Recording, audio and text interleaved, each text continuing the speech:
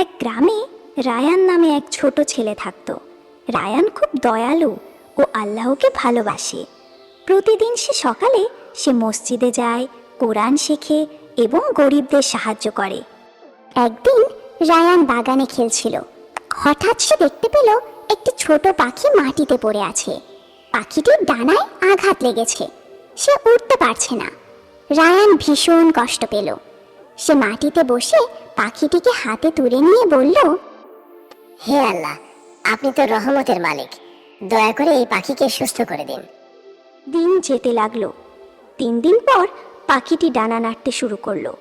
5 দিন পর পাখিটি একটু উঠতে পারলো। রায়ান খুশিতে নাচতে লাগলো। 7ম দিনে পাখিটি পুরোপুরি উঠতে পারলো। সে জানালার পাশে গিয়ে দাঁড়ালো এবং কিচিরমিচির শব্দ করে উড়াল দিল। তোমার জন্য আমি দোয়া করেছি, এখন তুমি তোমার মায়ের কাছে ফিরে যাও। সেদিন রাতে রায়ান ঘুমের মাঝে এক স্বপ্ন দেখল। সে জান্নাতের এক বাগানে হাঁটছে। পাখিটি তার সামনে এসে বলছে, আল্লাহ তোমার প্রতি সন্তুষ্ট, কারণ তুমি তার এক ছোট মাখলুকের প্রতি দয়া করেছ। এই গল্প থেকে আমরা শিখলাম, আল্লাহ তার সব সৃষ্টি বড় ছোট সবার জন্য দয়ালু। আমাদের জীবজন্তুর প্রতি দয়া দেখানো উচিত।